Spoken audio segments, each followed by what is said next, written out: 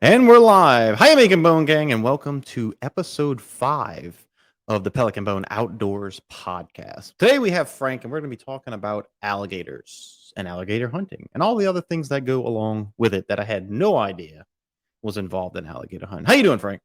I'm doing great. I am excited that we were able to tag out in only 2 days because I didn't know how long process was going to take. And on the first day when we caught the two alligators, I was like, "Oh, okay. Well, maybe What, this might be easy." what did we count the first day of putting out the hooks as a day, or are we not counting that? No, I'm not counting that one just because that really wasn't a day. I mean, I was literally just putting them out and hoping that we tied good enough knots. And by the way, I'm just gonna let y'all say because y'all can't see this side of it. But Technical difficulties. yeah, we're over here watching. The way we have it set up is we have two screens. Well, one of the screens just locked out on us. There we go. There we go. Back. We're back. So I might end up just moving it. But anyway, so if you're watching this on live on YouTube, this right here, we're going to show you the pictures. Here's Frank and I. You've seen that on a thumbnail if you've seen when we're advertising this live. That one that Frank's holding is a 9-foot gator. That's the biggest one we caught. And then the other one is about, what, 6.5, I think he was? yeah, 6'9". It was 6'9", so almost and then 7. and then we caught the 8-footer on the following day. I mean, he was like exactly 8 foot. And then this is me all sprawled out next to him just to give you an idea of the length of that big old boy or girl. I don't really know how to tell a difference. I didn't go lifting up any skirts or anything. But so just a little brief rundown. Alligator hunting, it's not just open to the public. Nobody can just go alligator hunting like you can, say, duck hunting or squirrel hunting or deer hunting or any public lands or anything like that. You have to either own land and specifically wetlands areas, and it depends on if it's freshwater, saltwater, or how many tags you got, depending on the population you have. And you can only hunt these alligators if you have tags. Well, on a lot of public lands around here, you can enter a lottery with Wildlife and Fisheries, and they call it a lottery. But when you win, you pay them money. That's the only thing that upset me. You know, I'm thinking a lottery, yeah, get free tags, get to go. No, how much was it? I want to say it was $25 a tag. So right there was $75. My license was $25. Vinny's helper's license was $25. So that's just paid to Wildlife and Fisheries. Then you turn around and you have to pay to buy the bait, the hooks, the fuel to go out there, and it was like I'm looking. I think I figured out it was like almost $100 an alligator to go catch them. And the flip side of that coin is if we wanted to sell them, we could have, but the issue is that we would have only gotten like $35 for a 7-foot alligator, and the 6'9" one wouldn't have counted as a 7-foot alligator. They count it at the exact foot. So technically, the 8-foot alligator we had, they probably would have counted it as a 7-foot. The 7-foot one would have been counted as a 6, and the 9-foot one would have been counted as 9 because it was over 9. And I want to say it was like $35 for a 7-foot alligator, like $37 for a big one that was 8 foot. And it was like, man, it ain't even worth us going out here to sell them. So we just wound up keeping everything from them. Yeah. So we'll get to that in detail later on. But right now, let's see. We put in the lottery. That's where we were. We put in the lottery, and we actually both put in for it. We both won the tags. That'd have been 3 apiece. But because of money situation and because we were both going to be doing it together anyway, we didn't need 6 alligators. So we only did the 3. And so you go out, you get those 3 tags. You got to go to the exact WMA that you got the tags for and everything. We go out, we put hooks with a big hook, the hook was about yay big. What is that, like? It was it was a 12-aught mustard hook. 12 mustard? Whatever. Mustad? Yeah. Well, yeah, there we go. Mustad, whatever.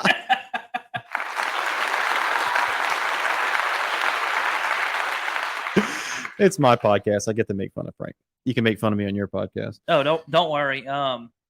On my own podcast now, I get made fun of, so it's not even there anymore. Oh, look, there we go. I just I did the thing where my screen disappeared again. Anyway, so we went. We put this chicken out on the hook, hung it from a tree. You hang it about I don't know, we had like a foot max that we really hung it out. Yeah, so they say an alligator can jump half of its body length out the water. So, in theory, a 9-foot alligator should be able to jump 4 foot out of the water.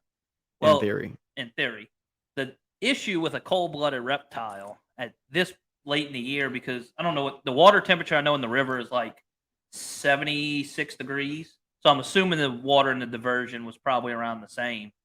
Um, It was that probably a little bit warmer because of how shallow it is, and with yeah, the sun shining, and well, I guess it depends. Overnight, the temperature probably changes quicker, so it's probably yeah, and most of the time alligators are nocturnal.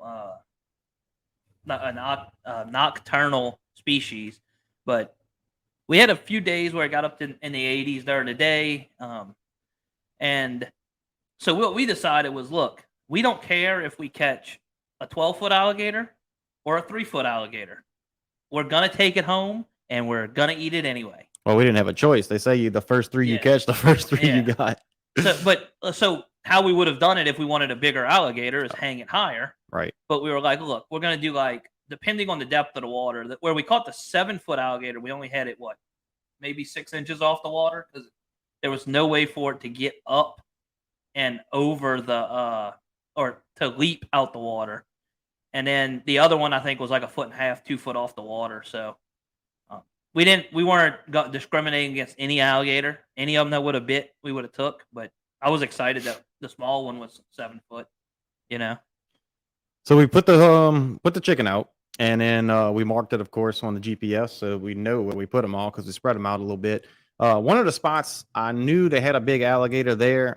That matter of fact, that's around where we caught the 9-footer. Well, the 9-footer and the 8-footer was Yeah. in that area.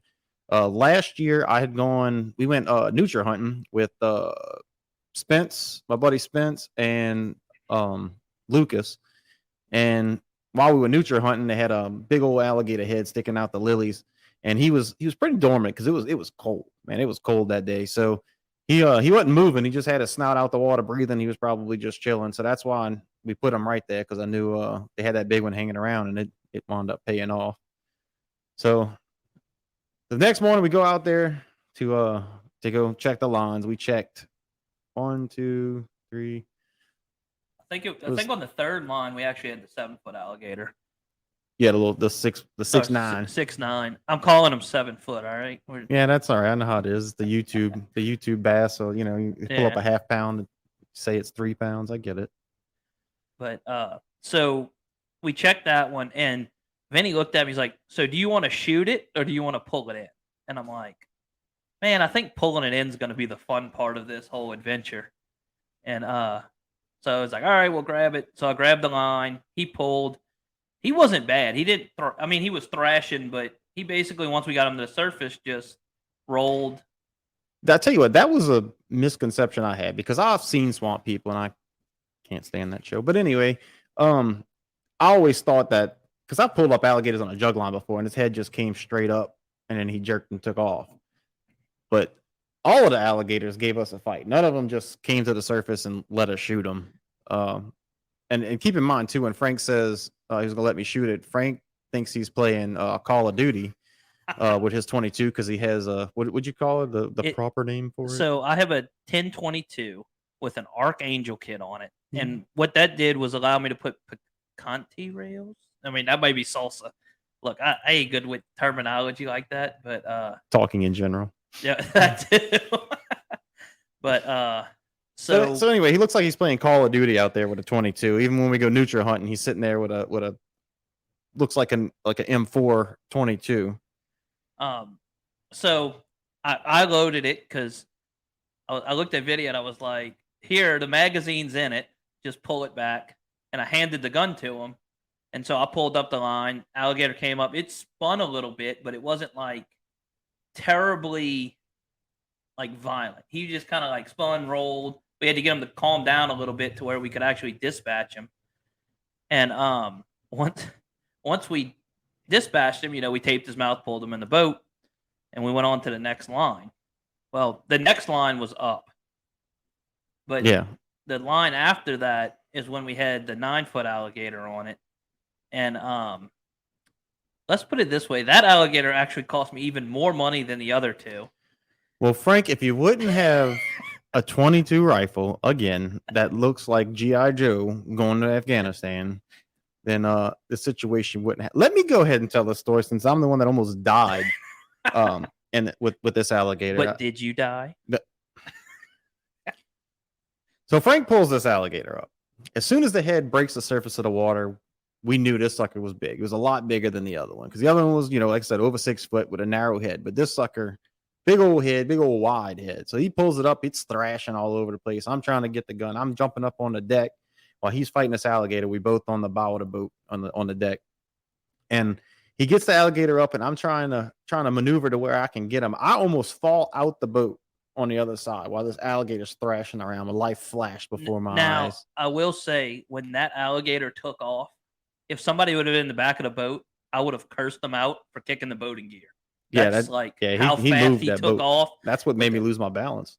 Well, I mean, we'll say that, but so so I get around finally. I get the shot off at the alligator. He's done. He's dispatched.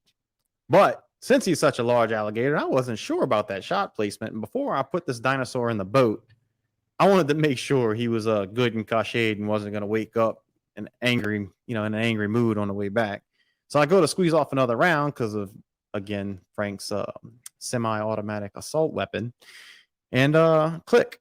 And I'm like, what's the deal here, Frank? This fancy gun just clicks. And that's when I realized at some point of us fighting this alligator and me almost falling to my death in the water, a magazine ejected from the gun, and it is now at the bottom of the Salvador WMA.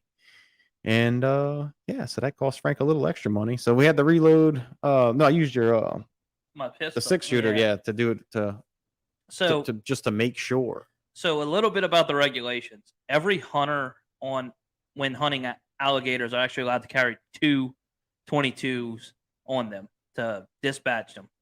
So of course I'm like, well, my first thought was, I'm going to wear my pistol while we do it just in case I need it in a hurry. Well, that didn't happen because I forgot about it, because once I saw the first alligator, I was a little excited, wide open, running at a brick wall to go catch it. So, but if you would have put it on there, it would have been a lot better, Frank. Yeah, just saying. And then we went to clean them. Well, I had to work nights, and I want to thank Vinny for what he did the last 2-3 days. All the work, pretty much. All the work, Frank. Yeah. Well, we're getting ahead of ourselves. We're getting ahead of ourselves. So we taped that alligator's mouth up, put him back in the boat, and we checked the rest of the lines, and that was it. That was only 2 that day. We could only have 2 lines per tag out, so we had to pull all the other lines, and we had 2. Actually, I forgot to say, one of the lines that we went to check that we ended up it was the same area that we ended up getting the last alligator. We actually had a popped line. Yeah. So we did catch all 3 of ours in the first 24 hours, but it must have been a gigantuan because he actually popped our line. And so we reset it right there because we figured, that was multiple alligators in that area. And then and of course the following day we went out, and that's where he was. The line that had popped, it was in that same spot that we got the 3rd alligator and brought him back. And then now we'll circle back to Vinny doing all of the skinning. So, well, let me give Frank some credit now. Did you get any sleep that day? No, not at all. So Frank, let's see, we woke up. You didn't work the day before. No. Okay, no. So you got sleep that night. We woke up early, went out there. Wait, so let's start with the sleep lack deprivation. It's all Emily and Lakin's fault with the sleep deprivation. From Marsh Chicks, because they had recorded a podcast with me the night before, and I was like, hey, Vinny with Pelican Bone Outdoors lives right next door. He'd like to meet y'all, blah, blah, blah. We'll go over there and have a glass of whiskey with him. Well, a glass of whiskey turned into a cigar smoking session. That turned into what? Midnight we went to bed? I think it was about then. So midnight we go to bed, wake up for 6. So we've been up since 6 a.m. I have to go to work that night. I literally left for maybe an hour to go take a bath. Yeah, we came back, we started skinning. I hung the 6 we'll just call him 7 foot. We hung the 7 foot alligator up and started skinning him like I guess like you would a deer. And I laid the other one out, the big one, I laid on the table, and I started cleaning him. Frank got halfway through the little one's like, man, I gotta go. I'm like, go ahead, Frank. Go ahead. I thought he was going to take a nap. No, he went took a shower and then Well, I mean, I smelled like a chicken hit me in the face and stayed there for about a week. that is a weird smell. It's like fish chicken mix is the way it smells, and it smells Yeah. still on my hand after washing it 5 times and taking a shower. But then the next day we get that other alligator, and on the way back, Frank, we get to the launch, and Frank's like, "Yeah, man, I'm head to your house. I'll help you unload them." I'm like, "Help me unload them." I'm in my mind, I'm picturing this is going to be easy. I'm going to take one half the alligator. He's going to take the other half. No, no, Frank can't. Yeah, I'll help you unload. Slap him on the table, and then Frank's like, "All right, man, I'll see you later. I got to go get." Yeah, because I had less than 6 hours and 24 hours at this point. But this has happened more than once. No, I have helped you clean every other animal we've killed. Because Lucas, Yeah, you're right. Lucas and Spence are the ones. There was one time you had to go, but your animal stayed in the ice chest and you Yeah. cleaned it later or the next day. Yeah, the last time. As a matter of fact, the alligator that I told y'all that we found, that we seen, the reason I put the lines in that area, that big one, I think that was the same hunt. I had my buddy Spence and Lucas with me. We ended up killing our limit of nutria. Again, it's stupid that nutria have a limit, but that's a different podcast. But anyway, we ended up killing the 5 nutria, and right there at the end, when we had, I think we were too shy of our limit. They started to tell me, Lucas is like, "Yeah, we're going camping, so I got to leave as soon as we get back." I'm like, "Okay." Spencer's like, "Yeah, I got to get home to my family." Blah blah. I'm like, "Okay." So he ended up taking 2.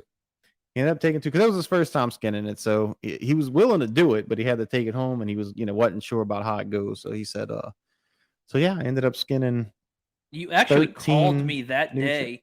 Oh yeah, I tried to get you to come help me. Yeah, huh? you tried to get me to come help you, and I was actually deer hunting in Mississippi for the. Yeah, don't worry about it. I'll take care of it. But you still have all the nutria meat from last year. Well, you got all the beaver meat from the trapping class thing that we went to, so I'll trade you. Touche. You have the beaver hide allegedly. I still have some. I don't look. We have so many hides in the freezer right now. I do. That whole Like- bottom of that freezer is full, and then the one in the back, the deep freezer, I think it's all beaver pelts in there. But speaking of pelts, that's what we're planning on doing with these alligators. We already cleaned them up. We got all the meat packaged and put away, and it is a lot of meat. Can't wait to start cooking that up. Try and get the wife to stop going to the grocery store to buy meat because we got a wild game out the wazoo, and it's hunting season again. So I'm gonna have to start cooking it so I have more room in the freezer. But we just need to get everybody that's like a content creator in South Louisiana and just have a wild game. we do. We cook-off. need to get a bunch of people together and just have this, wild game cook off. I mean, that's what we need to do. I've been wanting to film a video. Frank, don't take my idea, but I wanted to go out and we'll collaborate on it. But I wanted to go out for like a day, either 24 hours or a 48-hour trip to catch as many different species as we can in Louisiana, like Louisiana species. I thought about doing it as a fishing video, like fish, crabs, you get trout, redfish, bass, perch, whatever. But if we could do like a, I don't know, blast and cast, or maybe a hunt one day, a hunt and trap one day, and then everything fishing the next, and see how many different ones we can come up with. Because I mean, there's a lot of resources here in Louisiana. Yeah, I mean, and like what's crazy though is like we're talking about these alligators, and just to give y'all an idea, we have a 65-quart Yeti ice chest completely full of alligator meat. And then we have a 45-quart ice chest that is completely full of alligator meat. Both to the top, and that's just the meat. So, Yep. And we saved, so I saved all 3 hides. We got them in a cooler on ice right now, and all 3 heads. We're going to take the heads. I'm going to boil them, do like a Euro mount with the 3 alligator skulls. And then I just talked to my buddy Derek, who actually was on, 2 podcasts ago, when we talked about taxidermy. Got with him. He told me the stuff to use. And we're gonna tan the alligator hides, and we're not gonna they're not gonna be tanned like a soft tan. We're not gonna make it like a garment or anything like that. These are gonna be really stiff. They're gonna be stiff like a board, because I'm basically just gonna be hanging them up. One because of price, and one because of difficulty. It's a lot more work. and a lot more money to make it supple. I think that's the word. Not Supple. subtle, supple. Yeah. Yeah. To make it all flimsy. I would rather it like that, but this is our first go around. I just need a big one for the wall. He's going to take a big one. And then the small one, so the way the tan works is it's soft until it dries out after you tan it. So I can roll it up, put it in the freezer for as long as I want, and I'll be able to take it out, cut a piece off of it, shape it to make something out of it. And then as it dries, it's going to harden in that shape. So that might work out for me too. I'll be able to do some stuff like that. All right. So backyard bullies. I would love, and Vinny would love to show you a video on the hunting, but public land lottery draws. The first thing that's on the extra extra rules that you get. So there's a book, if Vinny wants to hold it up or whatever, that is the pamphlet for. He looks like a Vanna White, doesn't he? But that's the Still a lot prettier. Don't worry, I'm the pretty face behind B-side now, so we're good. By the way, Randy, that was a jab at you. Sorry, I'm playing my sound effects again. So we on public land, you can't film your hunts unless you get special permission. And I was like, look, it's the first year doing it, and we really didn't know what we were doing. And so it was kind of like, we're just going to go ahead and not film not even worry about the filming, because there was so much more going on. I plan on doing a cook to make a video out of it. I've put out a short of the videos. But so I actually had an opportunity last year, I think it was last year, the year before, to go with somebody who has so Salvador's kind of weird. It has, I believe what happened is when they sold the land to Wildlife and Fisheries to make it public land, they didn't give up all of the trapping rights.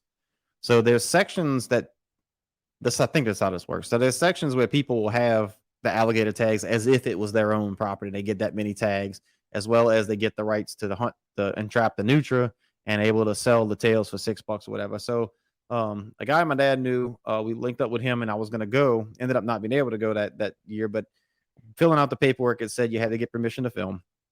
And then I asked Wildlife and Fisheries, because they said with special permission. So I asked the guy, and he's like, I'll give you the contact, but he's going to tell you no, just because if they had their choice, no one would film alligator hunting, is how he put it. And honestly, I think it has something to do with swamp people, because that was kind of mentioned. And in the thing that says no filming, specifically says for reality shows and stuff. So I don't know if those guys made them mad, or if they're just worried that people are gonna show it in a bad light and it's gonna cause issues, because obviously, all hunting and well, even fishing now, but all hunting and trapping everything, they got all the people that are all upset just for hunting anything or killing a cow for steaks or anything. But which brings me to what we're gonna get into this later. Frank and I both put out shorts on our channel, little TikToks on different platforms, and we got some hate comments that we're gonna be sharing with you guys in a little bit. But yeah, so a little bit, like, just for people that don't know, because going back on the comments, I had some that people were like, "Oh, you can kill alligators," and I was like, "Yeah," I was like, "It's highly regulated." They have what they call a site tag, which I don't know what it stands for. Yeah, I thought it was when I heard site tag before I read it on a piece of paper. I thought it was site as in S-I-T-E. on site. Yeah, like the site where you're getting it. And it wasn't until today that I was reading something that is spelled C-I something something something. It's C-I-T-E-S, and it actually stands for something. I just don't know what it stands for. But so alligators, bobcats, and river otters have to have the site tags, and the reason is it's to protect the other endangered species that are similar to them, because they have some cats that look like bobcats. They have sea otters, which you can't kill, and alligators, I guess, are the crocodiles, or that the fact that I think alligators are still listed as threatened. They're still listed I think federally as threatened, and my understanding is it's once they're on that list, it's hard to get them off, even if the population is recovered. Yeah, because they have a little bit about this, and this is a tangent, And everybody that listens to my podcast knows I know more than I probably should about anything. But this is a kind of a tangent. But with the ESA, which is the Endangered Species Act, it's easy to get an animal listed, and they put a goal. So let's say they put 1 million alligators in the wild in Louisiana. That is the recovery goal. Well, when Louisiana hits that goal, Louisiana can put out being like, hey, we want it delisted. Well, what'll happen is they go to delist it and somebody sues. So a lot of times they'll just say, well, we're not going to delist it because we don't want the lawsuit. Similar with wolves in the lower 48, you know. So yeah, so like what the Louisiana alligator season or the story is a success story. The alligators was down to less than 100,000 in Louisiana, statewide. And then, of course, overhunting in the 1800s up until I think the 60s. 60s or 70s. But you want to talk about that. I can remember as a kid, and I tell everybody this, when you would see an alligator in the wild, I can remember fishing with my dad back in Bayou Gosh. It was like, oh my God, look, it's an alligator. Right, it was rare. And now it's like, oh look, it's an alligator. It's another daggum alligator. These things are everywhere. Well, if you watch any of my videos, most of the time I have at least B-roll of an alligator in there, and that's not just stock B-roll. That's every time I go out, they got alligators. Yeah, and what's bad though is that the tourism industry around alligators really need to be shut down, or at least that they shouldn't be able to do any handling of them, because that's where they start getting dangerous. A wild alligator, like especially when I was a kid, them alligators, you would see them. You could be in a pirogue and would it be in 100 yards of an alligator because they were getting away from you. Now they're so populated, nobody messes with them, and people feed them that they actually become dangerous and think of people as food. Oh, I can tell you everywhere there's swamp tours without knowing where the swamp tours are, because if I pull into a canal and an alligator comes to my boat, they're being fed. Yeah. Every other alligator, as soon as I get anywhere near it, they submerge. But the back to the replenishing of the alligators, it was less than 100,000.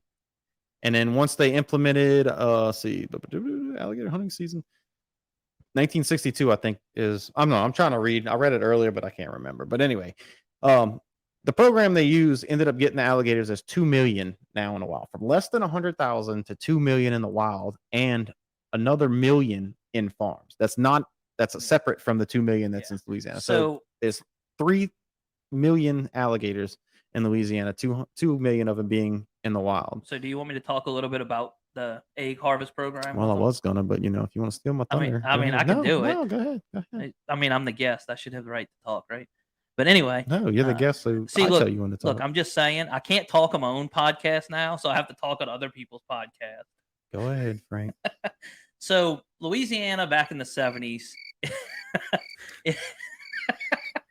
implemented a harvest of Why are you checking your phone during my podcast, Frank? I'm looking at your comments. Am I boring you, Frank? A little bit, but is this the right button?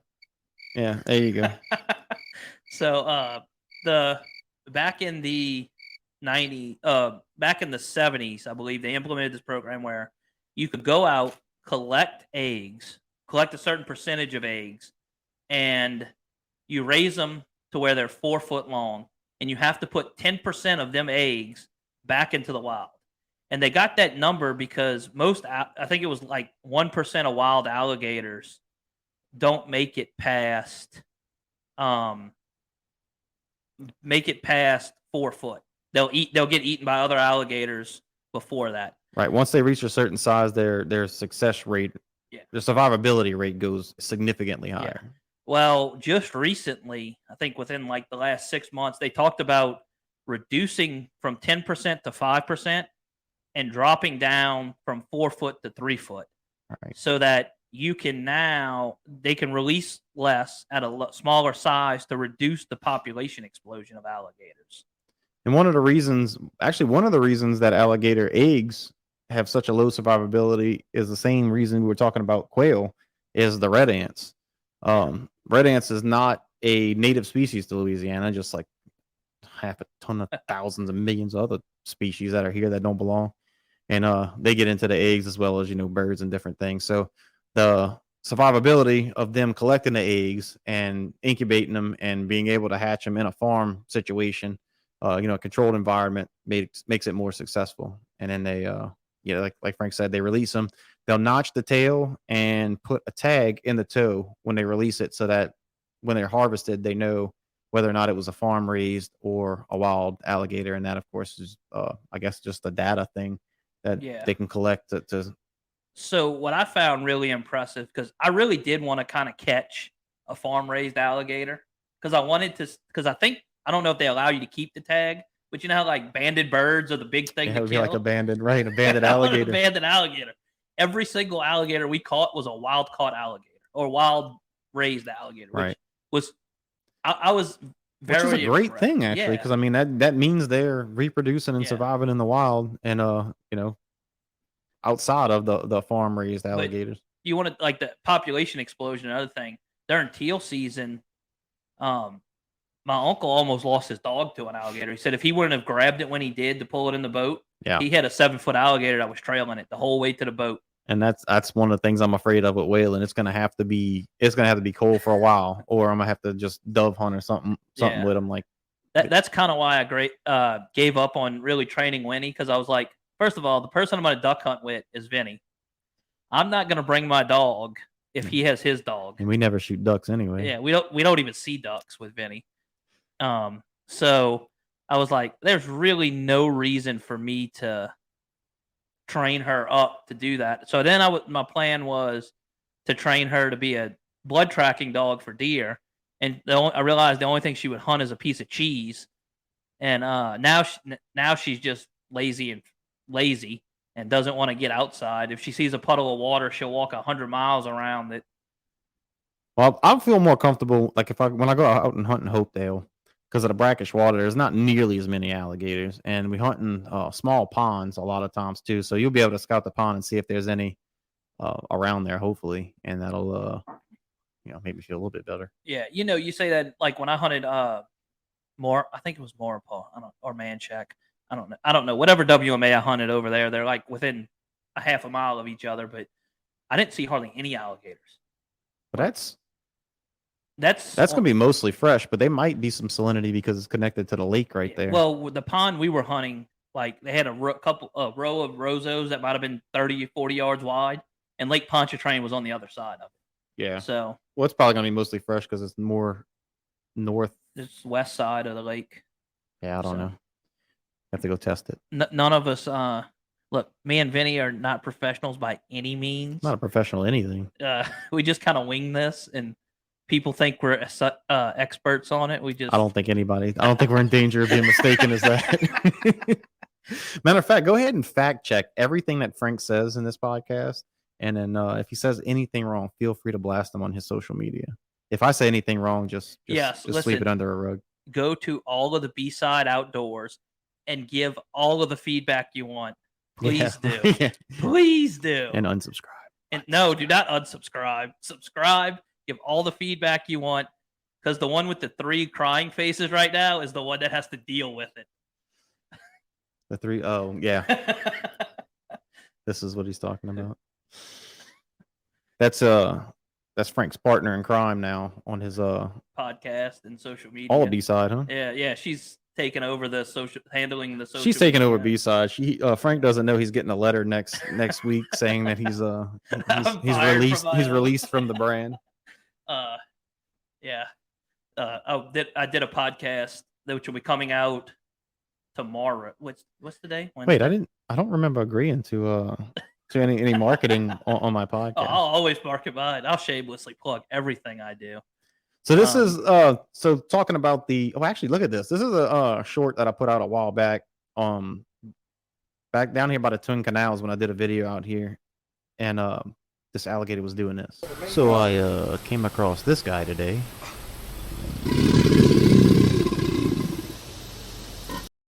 That's that growling. That mating. I think it's something to do with mating. So I found out that it's not just that. I thought it was a mating call, but it wasn't even. It's both, yeah. So if there's big alligators in there, they will do that to size up each other and say I'm bigger than you. You need to leave me alone, kind of thing. I'm gonna start growling at Frank so he'll go away. But But this right here, this is this isn't the. I'm gonna get my words. English is tough.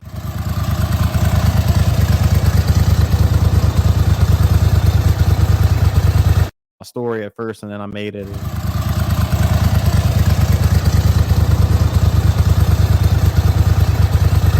Frank's was 30, 30, almost 36,000. So they blew up on YouTube. Didn't do. I only got like 100 on TikTok from it, which is kind of crazy. Algorithms don't make sense. Yeah. But so we're gonna start reading the comments that we got from it. Got a couple, some of the subscribers like John Holiday. I think he comments on just about all of my videos. Good guy. He just commented, he just wants a belly rub. Why did you tape his jaws? Well, somebody responded to that in Russian, and it was something like "no need, stop killing" or something like that. I translated it, and it's got the cursing face, the mad face, the weird angry face, the crying face, the oh no face, another fu face, and he's a little devil face. Like, this person was ticked off that we did the alligator. So I think so. What's terrible is, like, people in other countries are seeing these videos and they're like, "Oh my god, this is terrible." But no context. They don't understand the American model of conservation, which takes into account the population and says this many animals have to be harvested from our ecosystem to keep a healthy ecosystem for all animals. Because, like, I want to say somebody was talking about, like, somewhere near Russia, the ducks. They said, like, back in the 70s, they had thousands and thousands of ducks. Now you go over there, and if you see a duck, it's amazing. So, so I mean, it's a renewable resource, and the way Louisiana is doing it, certainly it's going to continue to be a renewable resource because we give them a better shot by taking the eggs and hatching them in farms, and then the farmers release them. That quota, which keeps the population not only sustained but growing. Well, it was growing to a point that they had to reduce it, so it's working so well that they actually have to start reducing it again. And a lot of people don't understand that, and some people don't care to understand it. You want to read one of yours? So really, all the rest of mine were just more inquisitive than anything. Like, one of them, I just like the comment because it was like dead. I can't even pronounce how they put boy. There's like a bunch of, it's a B-O, a bunch of I's, Y-I, and a bunch of Y's. And then another one, somebody was like, that's a big crocodile or alligator. And I was just like, it's an alligator. Somebody else was like, that's pretty big. The Russian one I had was evil person, which I don't consider myself an evil person at all. I consider myself a conservationist, but who knows? I might be evil. And then, so I like these type of comments that I think they're an animal lover. I'm not sure, but judging by their name, but is like, is it dead? So I was like, yes, but alligator. I explained alligators are highly regulated. There's a certain number of tags issued a year. They speak. Wildlife fisheries knows what they're doing with alligators. They're not going to let alligators get put to where they cannot hunt them anymore, just because it is a thriving industry. And it says, oh, you can harvest alligators, and I was like, yep. Explained all the regulations, and I said I do plan on keeping the hides, keeping the head for educational purposes. I'm using mine for decoration. Well, I mean, you'd still use it for education. Maybe I'm purposes, the evil one. But and then they were like, "Oh, you cook alligator," and I was like, "Yep, it's actually very good table fare." And I'm going to be releasing a video on how to cook alligator. There he goes, plugging his channel again. Always, Jeez, I'm going to start charging you. You want to be a sponsor of this sponsor of this podcast? I got one that says selfish carnist. I had to look that up. I didn't even know. I know it sounds like carnivore, but I don't know. I had to look it up, and apparently the definition is something along the lines of carnist is someone who has been conditioned to believe that harming and exploiting certain animals, I guess, is good. I didn't finish reading the definition. Yeah, there we go. Now he's using that like a good. I'm just saying he's on Urban Dictionary right now. well, I'm sure that this. Don't judge me. You don't know my struggles.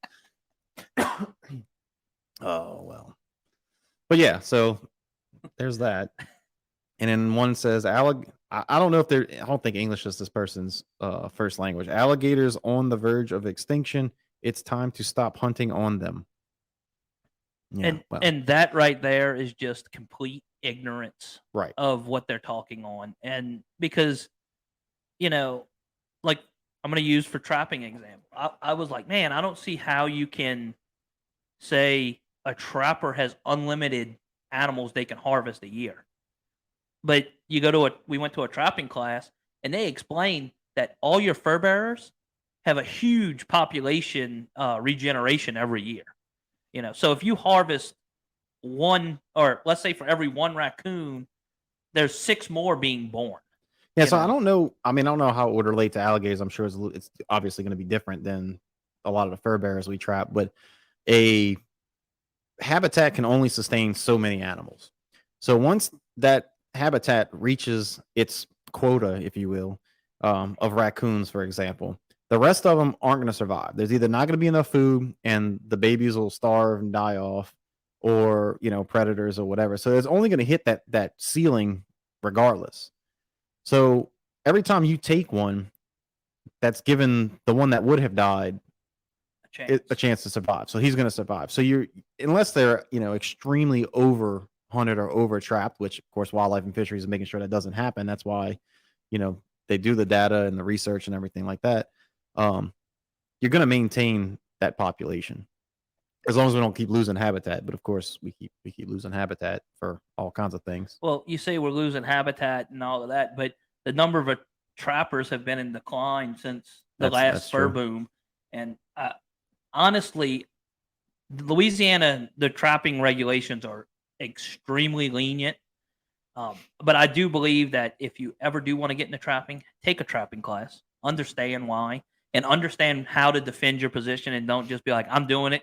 Yeah, wildlife and fisheries puts on a free class. They put on a free 1 day class to just introduce you to it. And after you finish that, they offer a free 3 day class where you actually go someplace, you camp, or they have actually a bunk house that you could stay in, and they actually take you out. You actually trap with experienced trappers, and they have wildlife and fisheries biologists on hand. They actually did a necropsy for us, um, that was pretty interesting. They I guess dissected a coyote, a beaver, and yeah, and a coon, huh? a raccoon.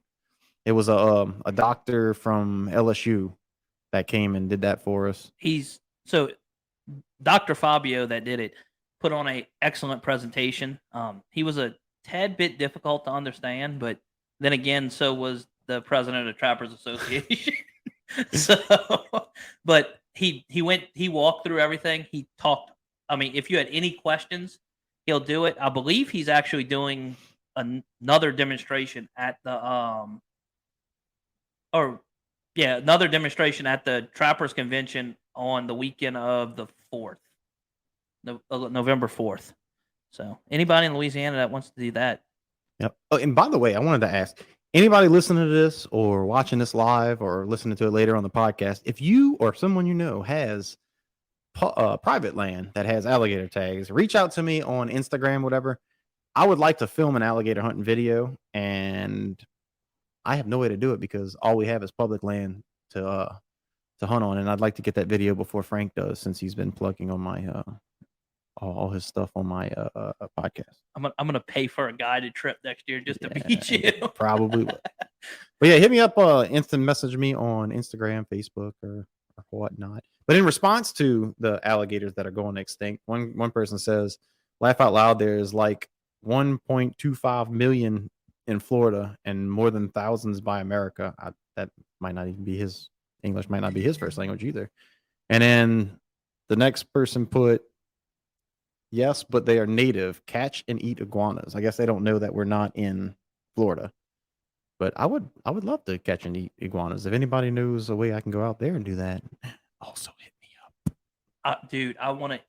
And look, I've heard iguana fat is excellent, and I didn't realize there was that much fat on an alligator. What's with you and this fat? Dude, you have to render it Okay, down. so you're talking about this. All right. Frank wants to save all his fat, and he keeps talking about rendering. I'm like, dude, what are you going to do with rendered fat? Like, what do you do with it? His dude's talking about putting it in his hair and stuff. And I smelled my hands after doing that. I don't think my wife would even come near me if I start putting that junk in my hair. So I read a book about the area that my Wait. You read a book? it was a very small book. It was about the size of that pamphlet. How many pictures did it have in it, Frank? It had like a whole section of pictures. So, uh, but so anyway, I read a book, and it was talking about the area that my great grandpa's family was, and they were trappers, alligator hunters their whole life, and they talked about the family, and they called them the nasty Windeckers because the boys all thought they were like God's gift to women, and they would slick back their hair with alligator oil. So I was reading on that website where I got that information that I completely messed up earlier. And what they used to use the fat for was to grease wheels and stuff. Oh well, hey, look, they also used to use bear grease for that too, but they said bear fat is some of the best oil that you can render out. Well, I'll take your word for it, Frank, because I'm not putting it in my hair, and I don't think I'm cooking with it. Well, you don't have enough hair to put anything in, so. A mustache. Yes, Brandy, I read your text that you sent me. It's kind of inappropriate to text me while I'm on somebody else's podcast. Jeez. All right, Frank. I'm done with my comments. I mean, now you're done with your comments. Yeah. I mean, do you want to read the rest of yours and we can comment on your comments? Oh, I thought you meant, talking. Oh, I got one that just says report, so I don't know if they're talking about reporting my my YouTube channel or. But everything we've done has been perfectly legal, because that's one thing I will say about with the YouTube is that. Oh, Brandy's talking about me reading that. Okay, I read this after the fact. But sorry, that's squirrel. Love chasing squirrels. No, I'm all about. The reason there are laws is to protect the wildlife, obviously, just like the alligators. The reason you can only have tags on private land or whatever, so that they can regulate it. Same thing with limits on ducks, limits on everything. As a matter of fact, sometimes I think the limits aren't stringent enough, and I was actually glad to hear that they changed the speckled trout limit. Now it's got to be 13 and a half inches long, and you can only keep 15. Honestly, I wish they'd put a slot on it. I think you should have 20 inches and up. You should have to be released. I think they should check out our neighbors to the west and to the east. I know in Florida that they have. I think it's. I don't know. I'm going to screw it up. But come on, Frank, you can't start something and not know the numbers. So, I know. I mean, Brandy, you're more than welcome to comment, and we'll throw your. Oh no, Frank. I've heard her Frank. tell me this like 6 or 7 times, but I think it's 16. It means Frank is not listening to you, Brandy. No, I'm listening. I just forget numbers. I think it's 16 to 20. We also got to look at the population in different areas too. Yeah. I mean, we have different. Well, we had different regulations from the east to the west of Louisiana because it's different habitat. The west side of the state could only have, I think, 15. Okay, so it's here. I'll show it on the thing. So Texas, it's 17 to 23 with a limit of 3. Yeah. Now, what I've been told though, if you catch 3 or 4 trout, or the 3 trout at 23 inches, it's the same amount of meat as the 12. Oh, no doubt, that's a lot. And if you once you increase the size limit, like no one's going to be keeping fish. Like most people won't be able to keep any fish once they change it because they put a notice of intent, so it's not in the law yet. They still got to go through some things, do some hearings and stuff. But the first year, you're probably going to catch a whole bunch of 11 and 12 inch trout. But since they can't you can't keep them, English is tough. Until they're 13 and a half, then a lot of those are going to be getting thrown back. And then the next year, they're going to be a little bit bigger. You'll probably be able to keep them. What's important now, though, since this next year, there's going to be a lot of released fish, is I'm going to start pushing it in my my social media, just like I did with the redfish tagging. Better ways to care for the fish, because the point of releasing them is that they survive. So I know a lot of people like to grab the speckled trout with towels. That's terrible because it messes with their slime coat, which is their protection between infections and stuff. You want to grab them with a wet hand, which is going to suck in the wintertime. So, and honestly, anybody that trout fishes, like rainbow trout or anything, like they tell you once the temperature gets so hot, don't even fish for them, because that'll kill the trout right there. Just coming out of that, 80-degree water into 100 and, like down here, 100-degree heat, that sudden influx of change will get, Ain't nobody rubbing rainbow trout. I'm worried about rainbow. They're delicious. Look, fly fishing is one of the things that I'm not good at it at all, and don't think I'll ever say I am. But I love fly fishing just because it's an art. You know, the funny thing is, a speckled trout's not even a trout. No, it's It's not actually a even real. drum. Yeah, it's closer to a redfish than it is any kind of trout. And that just goes to show you. But that's why we also call everything down here a perch, and we don't even have a technical perch. Yeah, but trout, that speckled sea trout is like the common name everywhere. Spotted sea trout. Whatever. Same thing. Freckles. But you're talking about like the ignorance of people on comments. I actually posted a thing yesterday or this morning or whenever I posted it, and it was talking about the different ingredients between a vegan patty and a vegan patty and a deer patty. The ingredients in a deer patty is deer. There's nothing else in it. You know, the ingredients in a vegan patty is about 1,000 different things. And I had somebody jump on there and was like, "You're passive aggressive bullying." First of all, there is no way to passive aggressive bully. Like, I was just pointing out facts. I mean, I don't know what passive aggressive bullying could be. Like, Come on, Frank. Know your definitions. or to me, I might be wrong, but but she was like, I explained my position and I was like, look, if you're that ignorant of what I'm talking about and you think I'm bullying people, it's not. It's educational for me. But then so there's some people on this live that definitely have read that post because they're making comments about it. Frank's over here trying to start troubles. What's happening? But once I was basically like, hey, I'm gonna make my peaceful statement, and then I'm not gonna argue with ignorance. Because if you're gonna just tell me I'm wrong no matter what I say, well, yeah, probably. But I'm just like, whatever, I'm not gonna do it. Well, I had a couple of people that were like have jumped in on the comments and was like, yada yada yada, this is why you're wrong, like going at her. And I thought it was hilarious.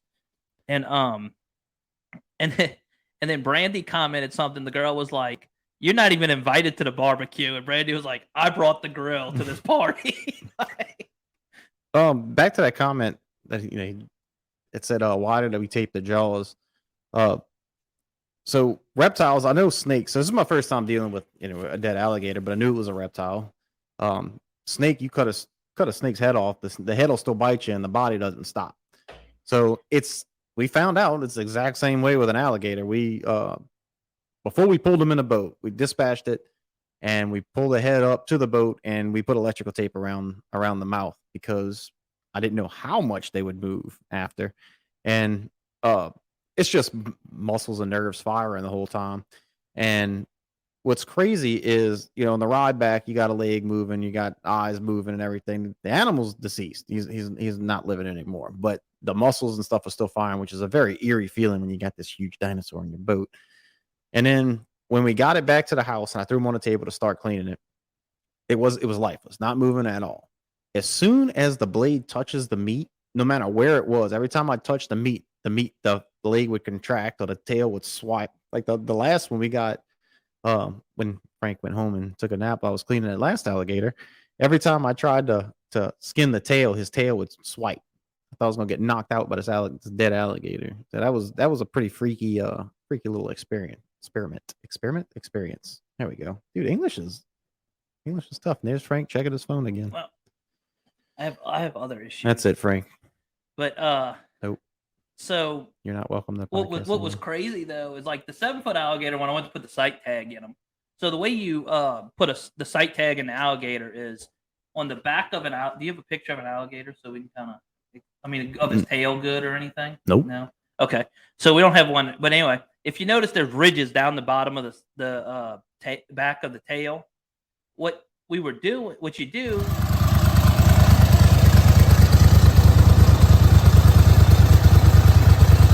The tag right there at the end. So, you basically make a small incision about a blade width and just shove the tag in, and it snaps. And once it snaps, it's stuck. Well, when I went to that 9-foot alligator, when I went to just stick the knife in. He decided, or the no reflexes moved, and it yanked the tail completely out of my hand. Like there was nothing I could have did to stop that reflex. So imagine an alligator with his mouth, mouth opens and you step wrong and it comes down on you. Now you have a lifeless animal that can't open its mouth that's bearing down on whatever. And So I watched Jared's video from outside the levee. I was trying to get Jared on this podcast, but I asked him way too late and he didn't have a chance to schedule it. But I'll have him on a later podcast. But I was watching his video. He was able to go on some private land and film, and they didn't tape the mouths. So I think I'm still going to tape them. I think I'm still going to tape the mouths. Because look, I'm the guy that's going to get bit by a dead alligator and like lose my leg. So alligators aren't like sharks. Sharks have really sharp teeth. They're made for cutting. Alligators are not. Alligators' teeth really aren't that sharp. They're made for crushing and gripping. They will grab on you. I forget how many pounds of force. It's thousands of pounds of force in an alligator's jaws. He grabs you, and it's a vice. It's not letting go. And if he can't crunch it and swallow you whole, he'll grab your arm and go into that death roll till he rips parts off that are swallowable. Yeah. So I'm not playing with an alligator. No, they don't freak me out. I'm not scared of them, but when I almost fell in the water with that big one that you was tussling with, that got my blood pumping a little bit. Got that adrenaline flowing. You mean when you threw my mag? I think you ejected the magazine through it anyway, just so you could use your 22. Well, mine looks more like a 22 that you would use for alligator hunting and not going to war. Wow, it did the job. It did. But yeah, so you actually got to pull in the 8-foot alligator yesterday. Yeah, that was heavy. Yeah. They were both heavy. That 9-foot alligator was really heavy. He had to have been 200 pounds, 200 plus. Yeah, it was definitely. But believe it or not, that was another thing. Like two of the things I noticed is, as heavy as that gator was, he really wasn't that hard to get into the boat. No, they were able to pull him up pretty easy. Two of us were. The way they're built is just we pulled them up. They went right. They basically you get the head and you built about half the body and you roll the tail in. And then the other thing, and people are gonna say I'm an idiot for this. I already know, but I'm gonna say it anyway because look, there's no shame in my game. When we were cleaning it, you don't think about it, but I'm like, man, you sit there, and I'm used to cleaning large animals like whitetails. Even 2-3 hours after they're dead, and when it's 50 degrees outside, it's still warm in their body. If you get them early enough, they're steaming. That alligator was like ice cold. Cold-blooded. Cold-blooded animal. It didn't dawn on me until I actually put my hands on it. Cold-blooded animal, Frank. Yeah, I know. So Frank's special. we know that if anybody that hung out with me, talks to me on a regular basis, knows that not everything in my brain clicks all the time. So yeah, so we're gonna start cooking these things up soon. I'm gonna have some cooking videos on my channel. He's gonna have cooking videos on his channel. That's B-Side Outdoors. There you go, Frank. I gave you a shout out. Yep. If y'all have any alligator recipes, hit me up in Instant Messenger. DM. Did I just say Instant Messenger? Do you remember Instant? Are you old enough to remember Instant Messenger? I am old enough to remember. All right, jeez. I guarantee you, there's people that are watching this live that probably do not know what an Instant Messenger is. That was when you get on the internet, sound like AOL. AOL, dude. I remember. So speaking of that, I remember when we first got high-speed internet. It was the greatest thing in the world, and it wasn't even high speed. It was. I wish I had high-speed internet. It was non-dial-up. It was digital internet. Non-dial-up internet. But yeah, so be on the lookout for that. We're gonna have some cooking videos. I haven't eaten alligator in so long. I really forgot what it tastes like. I know it looks and feels kind of like a mix between redfish and chicken. So I imagine it's gonna taste similar to a chicken fish. Everything tastes like chicken except for the chicken. I mean, we had some chicken you could have cooked up if you really wanted chicken. No, I'm gonna take the alligator. Well, we got some marsh chickens, but. Anyway, guys, we're coming up on the hour. Thank you guys so much for stopping by on the live. Thank you all who are listening to it wherever you get your podcasts. And We'll be doing these lives every Tuesday or Wednesday, depending on my work schedule. Actually, next week we'll be doing it on Thursday. We're gonna have Tokyo Bourgeois, the king of Barataria, most interesting man in the world. We'll have him on Thursday because that's actually I work Tuesday and Wednesday of next week. But yeah, so that's why. But again, thank you guys so much for stopping by. I really do appreciate it. Make sure you check us out on the next one.